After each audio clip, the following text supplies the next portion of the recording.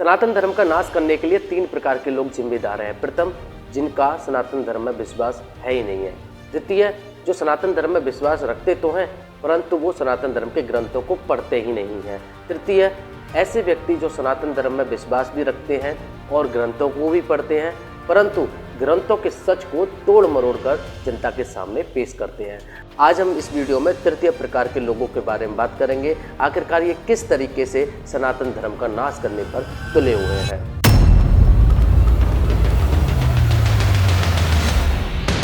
जय श्री राम साथियों, मैं हूं हितेश राजपूत और आप देख रहे हैं लोधी म्यूजिक। साथियों, इस वीडियो की शुरुआत में आपको ऐसा महसूस हो सकता है कि मैं सनातन धर्म का विरोधी हूं, परंतु आपको वीडियो के अंत तक ये पता चल जाएगा सनातन धर्म का नाश करने वाले और कोई नहीं बल्कि कुछ ब्राह्मण और कुछ कथावाचक हैं। याद रखें, मैं कुछ कथावाचक और कुछ ब्राह्मणों की बात कर रहा हूं, यहाँ पर सभी ब्राह्मण और सभी कथावाचकों की बात नहीं कर रहा हूं। मैं ऐसे कथावाचक और ब्राह्मणों की बात कर रहा हूं जो सनातन धर्म की सबसे विवादित प्रणाली बड़ व्यवस्था को समझते हैं परंतु लोगों को समझाते नहीं हैं।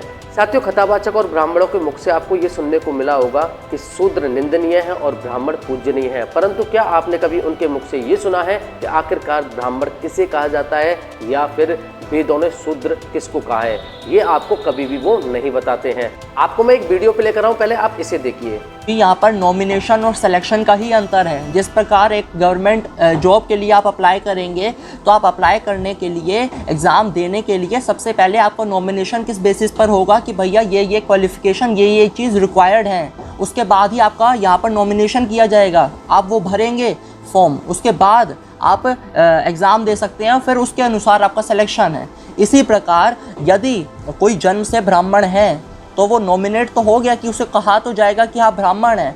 अगर हम ये मान लें कि भैया जो वर्ण व्यवस्था है वो कर्म से ही है, तो श्री कृष्ण अर्जुन को बाध्य कैसे कर रही हैं, क्यों कर रही हैं? जबकि श्री कृष्ण को ये पता होना चाहिए कि जो वर्ण है वो जन्म से नहीं है, वो कर्म से है। तो फिर अर्जुन रिवर्ट में ये भी कह सकता है कि मैं अब कथा करने जो चाह रहा हूँ और 5 मिनट मैंने कथा कर दी, थोड़ा सा मैंने किसी को ज्ञान दे दिया, मैं तो अब ब्राह्मण हो गया, अब मेरा क्षत्रिय वर्ण है ही नहीं।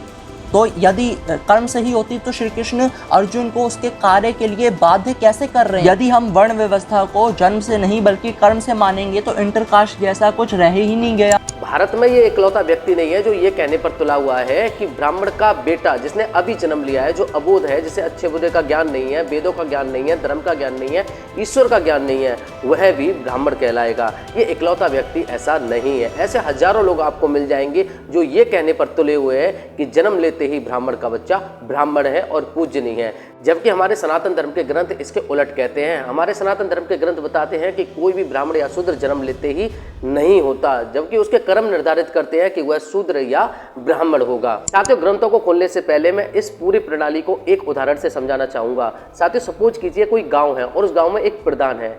हमने अक्सर करके देखा है कि उस प्रधान की पत्नी को भी प्रधानी कहा जाता है और उनके छोटे छोटे बच्चे जो कि प्रधानी का पा भी नहीं जानते, उनको भी प्रधान जी कह करके संबोधित किया जाता है। ठीक, जबकि हम सबको पता होता है कि एक्चुअल में प्रधान है कौन।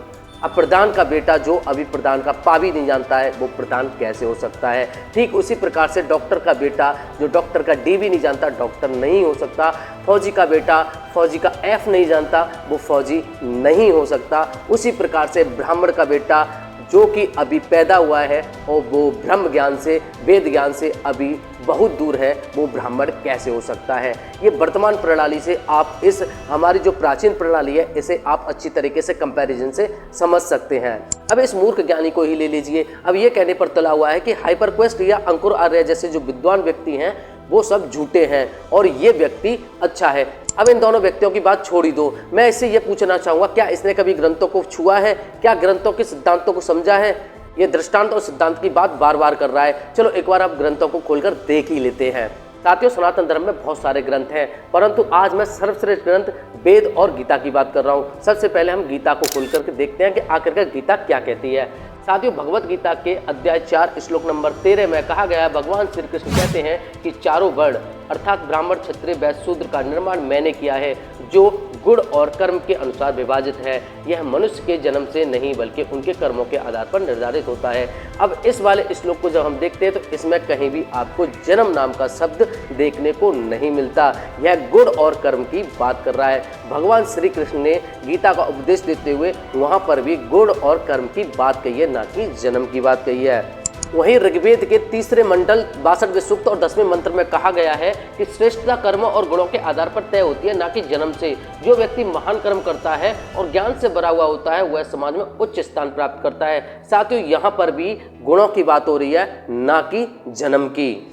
मनुस्मृति के 10वें अध्याय श्लोक नंबर 4 में कहा गया है कि व्यक्ति अपने कर्मों से शूद्र होता है, ज्ञान से ब्राह्मण बनता है, सात से क्षत्रिय और व्यापारिक कर्मों से वैश्य होता है। इस श्लोक में स्पष्ट रूप से कर्म का वर्ण निर्धारण का मुख्य आधार बताया गया है। जन्म का कोई भी सिद्धांत यहाँ भी नहीं बताया गया है। तो ठीक उसी प्रकार यजुर्वेद में ही कुछ ऐसा लिखा गया है कि अपने कर्तव्यों का दृढ़ता से पालन करता है वह समाज में सम्मान प्राप्त करता है। कर्म ही उसके जीवन और समाज में उसकी भूमिका निर्धारित करते हैं। साथ ही ये तो थे हमारे वेद और गीता मनुस्मृति। अब बात करते हैं इस व्यक्ति के अनुसार जो पुराणों की श्रेष्ठता को बार बार बखान किया जा रहा है। तो अब एक बार हम पुराणों को भी खंगाल कर देख लेते हैं कि पुराण आखिरकार क्या कहते हैं। साथियों, विष्णु पुराण में कहा गया है कि चारों वर्ण कर्मों के आधार पर होते हैं, ना कि जन्म से। जो व्यक्ति अध्ययन करता है, धर्म का पालन करता है, वही उच्च वर्ण का होता है, भले ही वह किसी भी परिवार में जन्मा हो। याद रखें, वह किसी भी परिवार में जन्मा हो। यहाँ पर विष्णु पुराण में साफ साफ ये कहा गया है कि यहाँ कोई भी जाति मायने नहीं रखती, उसके कर्म मायने रखते हैं कि वह कर्म से क्या बनेगा। इसी प्रकार हम भागवत पुराण की बात करें तो भागवत पुराण में भी कहा गया है कि मनुष्यों के वर्ण और आश्रम उनके स्वभाव, गुण और कर्मों के आधार पर विभाजित होते हैं। यहाँ यह स्पष्ट है कि व्यक्ति का वर्ण उसकी आत्मा और कर्म के आधार पर निर्धारित होता है, न कि केवल जन्म से। तो हमें ये चीज़ भी यहाँ ध्यान रखनी चाहिए कि अभी तक हमने विष्णु पुराण और भागवत पुराण दोनों में देख लिया कि दोनों में कहीं भी जन्म का सिद्धांत वर्ण को नहीं बताया गया है। ठीक उसी प्रकार से हम पद्म पुराण की बात करें तो पद्म पुराण में भी हमारा सृष्टि खंड आता है और सृष्टि खंड में भी यही बताया गया है कि कोई व्यक्ति अपने वर्ण के अनुसार उचित कर्म नहीं करता तो वह अधर्म के पथ पर चल जाता है और उसका वर्ण या धर्म गिर जाता है। साथियों, यहाँ ध्यान देने वाली बात है कि कोई व्यक्ति अगर ब्राह्मण कुल में पैदा हुआ है तो वो ब्राह्मण नहीं हो सकता। अगर वह ब्राह्मण हो भी, उसने वेदों का ज्ञान प्राप्त कर लिया है या फिर वह बहुत ब्रह्मज्ञानी है और उसे अच्छी तरीके से ईश्वर का ज्ञान है और वो किसी कारण से अपने आचरण से विमुख हो जाता है, उसके कर्म खराब हो जाते हैं, तो याद रहे वह अपने वर्ण से गिर जाएगा, अर्थात वह शूद्र हो जाएगा। इस तरीके से पद्म पुराण का श्लोक हमें यह बताता है कि कर्म ही श्रेष्ठ है। कर्म हमें वर्ण निर्धारित करते हैं और वर्ण से गिरा भी सकते हैं।